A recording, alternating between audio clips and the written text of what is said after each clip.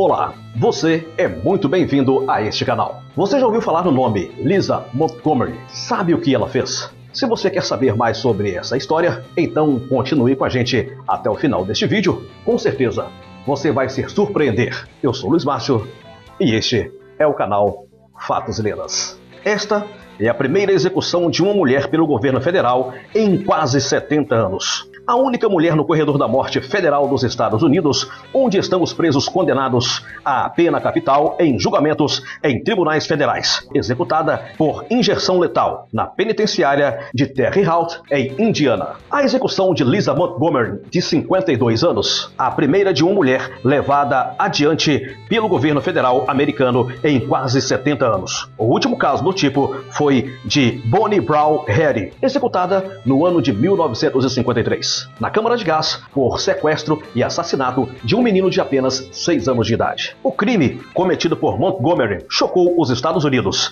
e é descrito pelo Departamento de Justiça como especialmente hediondo. Em 2004, ela matou uma grávida, cortou a sua barriga e sequestrou um bebê. Triste, não é mesmo?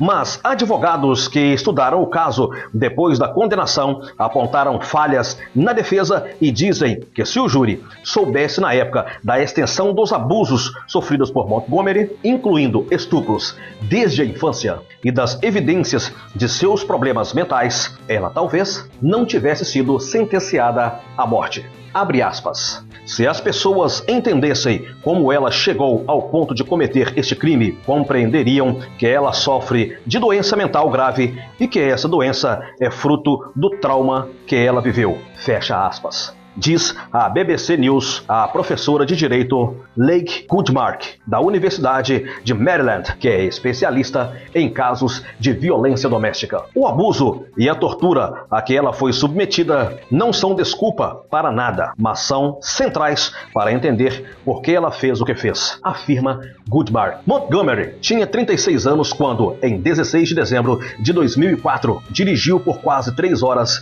de sua casa em Melvin, no Kansas, até Skidmore, uma cidadezinha de menos de 300 habitantes na zona rural do estado vizinho de Missouri. Seu destino era a casa de Bobby Joe Stinnett. É isso mesmo o nome? É isso, correto. Bobby Joe Stinnett, uma jovem de 23 anos de quem ela havia se aproximado pela internet.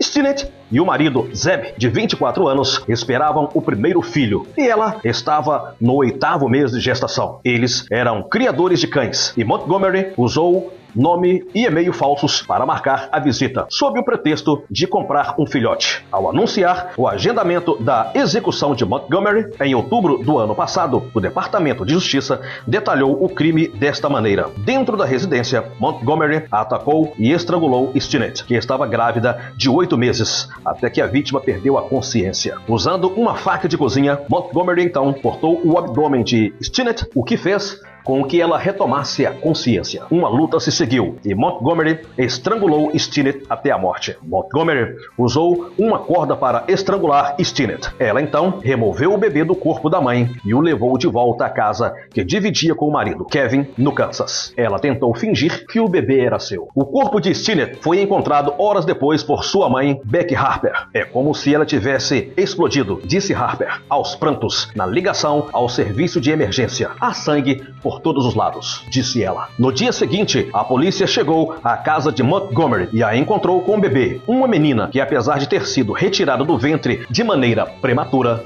sobreviveu. Montgomery confessou o crime e foi presa, e a menina foi entregue a Zeb. Ela foi criada pelo pai, de quem recebeu o nome de Victoria Joe. A gravidade do crime e a culpa de Montgomery nunca estiveram em dúvida, e em outubro de 2007, ela foi condenada por sequestro e assassinato. Depois da condenação, o júri ainda precisava decidir qual seria a sua sentença. Os jurados ouviram depoimentos da mãe de Stinnett, que descreveu a filha como uma pessoa inteligente e divertida. O marido Zeb falou do entusiasmo do casal ao planejar a chegada da primeira filha e disse que a morte da mulher devastou a sua vida. Nos Estados Unidos, em casos passíveis de pena de morte, a equipe de defesa costuma apresentar, nesta fase do julgamento, evidências que possuam mitigar a sentença, como histórico de abusos, problemas mentais ou outros aspectos que possam convencer o júri a poupar o réu da morte. Mas advogados que se debruçaram sobre o caso anos depois dizem dizem que a defesa de Montgomery, liderada por um defensor público sem experiência em casos de pena capital e por um advogado que teve vários outros de seus clientes condenados à morte, foi marcada por falhas. A teoria apresentada ao júri de que ela sofria de pseudociese, doença mental rara em que a mulher acredita estar grávida e exibe sintomas de gravidez, não batia com os fatos. A defesa não mostrou evidências cruciais da exploração sexual e torturas sofridas por Montgomery desde a infância e nem explicou o impacto disso em seu comportamento. A acusação descreveu o que foi apresentado como desculpa de abuso. Depois de apenas 5 horas de deliberação, os jurados recomendaram por unanimidade a pena de morte. Montgomery cresceu em uma família disfuncional, marcada por pobreza, violência, dependência de drogas e doença mental, na qual as crianças eram espancadas constantemente. Seu pai abandonou a família quando ela era apenas uma criança. Sua mãe Judy casou 6 vezes e teve vários outros parceiros. Ela é descrita sobre o caso como negligente e violenta. A meia-irmã de Montgomery, Diane, 4 anos mais velha, começou a ser estuprada aos 8 anos de idade, inicialmente por um amigo da mãe. Elas dormiam no mesmo quarto e Montgomery, aos 4 anos de idade, assistia ao abuso sofrido pela irmã. Assistentes sociais acabaram retirando Diane da casa, mas não Montgomery. A partir dos 11 anos de idade, Montgomery começou a ser abusada sexualmente pelo padrasto. Os estupros aconteciam em seu quarto e ele ameaçava estuprar a sua irmã mais nova ou matar a família toda, se ela contasse. Em algumas ocasiões, ele batia a cabeça da menina no chão de concreto enquanto a estuprava. A família mudava de endereço frequentemente. Montgomery viveu em 17 lugares diferentes em seus primeiros 14 anos de vida. Quando se mudaram para um trailer em uma rua isolada, morando no final da rua, ele construiu então um quarto separado onde ele podia estuprá-la sem ninguém incomodá-lo. Ao descobrir sobre o abuso, Judy culpou a filha. Quando Montgomery tinha 15 anos, começou a ser estuprada regularmente por vários outros homens, às vezes ao mesmo tempo, que eram levados ao local pela mãe ou pelo padrasto em troca de dinheiro. Segundo documentos sobre o caso, muitas vezes os homens urinavam sobre a menina depois do ataque. Ao longo dos anos, várias pessoas ficaram sabendo dos estupros, mas ninguém teve coragem de reportar o caso ou denunciar os abusos. Montgomery chegou a contar o que acontecia a um primo que era policial. Segundo documentos, ele disse que ela chorava e tremia enquanto relatava os estupros, mas ele também não denunciou o crime. Quando Montgomery tinha 18 anos de idade, foi pressionada pela mãe a casar-se com Carl Bowman, filho de um namorado de Judy. Documentos sobre o caso dizem que Bowman era abusivo. Ela teve 4 filhos em 5 anos. Triste história, né?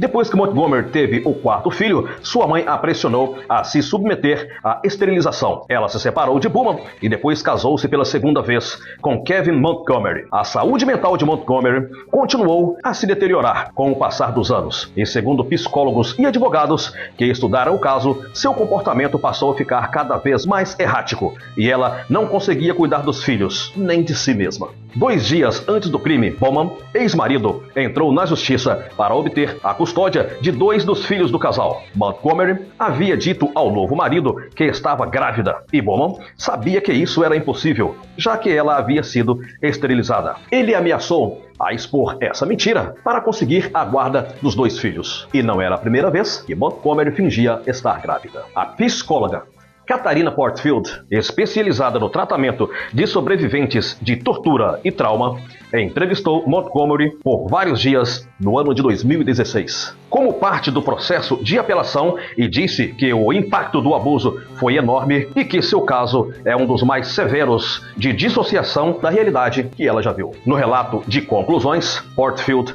escreveu que os tipos de eventos traumáticos que Lisa viveu são capazes de gerar danos no desenvolvimento e personalidade de uma pessoa.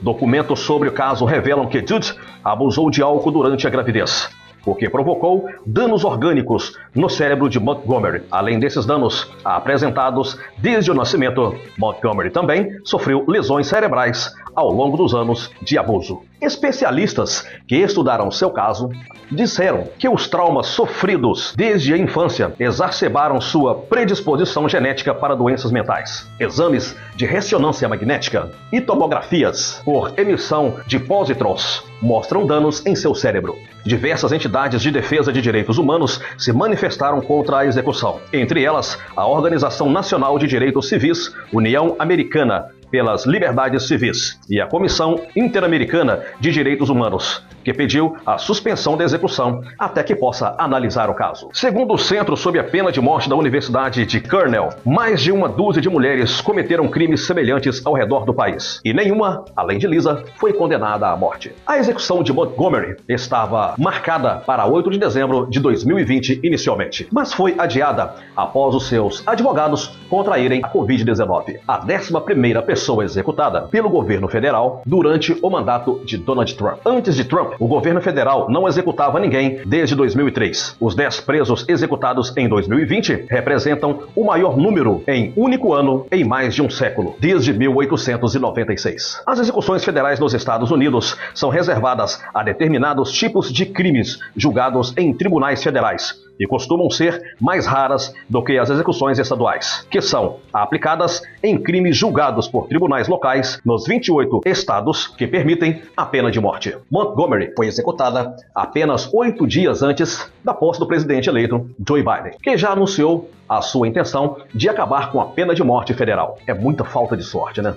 De acordo com Gallup, embora o apoio à pena de morte nos Estados Unidos esteja em seu nível mais baixo em mais de 50 anos, 55% dos americanos ainda acreditam que a medida é uma punição apropriada para assassinato. Na cidade de Skidmore, onde Lisa Montgomery cometeu seu crime, esse apoio à pena de morte é ainda mais palpável. Bob merecia estar aqui conosco hoje.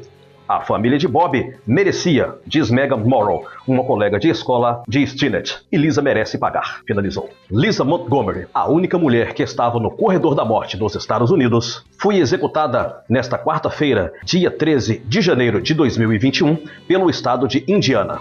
A execução por injeção letal ocorreu no complexo penitenciário de Terre Haute, após a Suprema Corte levantar uma suspensão que havia sido ordenada por um tribunal federal horas antes. A morte foi confirmada às 1h30 do horário local. De acordo com jornalistas que acompanharam o procedimento, Montgomery, que tinha 52 anos, abdicou do direito de pronunciar as últimas palavras, limitando-se a dizer não quando o carrasco descobriu seu rosto para perguntar se a condenada gostaria de dizer algo. Já a sua advogada, Kelly Henry, criticou a decisão do governo, abre aspas, nossa Constituição proíbe a execução de uma pessoa que não possa compreender racionalmente essa execução. O governo atual sabe disso e a mataram de qualquer jeito. Deveriam sentir vergonha, fecha aspas, declarou a imprensa local. Segundo o Centro de Informação sobre Pena de Morte, a última execução a nível federal de uma prisioneira mulher tinha acontecido nos Estados Unidos em 1953. E vai ficando por aqui mais uma edição do nosso Fatos e Lendas. Se você gostou, mande para todos os seus amigos. Não se esqueça de deixar o seu like. Para nós, isso é muito importante. Se inscreva em nosso canal e faça o seguinte comentário: se você é a favor ou contra a pena de morte em caso de assassinato ou estupro comprovado. Escreva para nós e deixe aí o seu comentário. É claro, respeitando a ideia de outras pessoas que vão contra a sua ideia. Eu sou o Luiz Márcio, vou ficando por aqui, deixo com você o meu forte abraço e até o próximo vídeo. Tchau, tchau!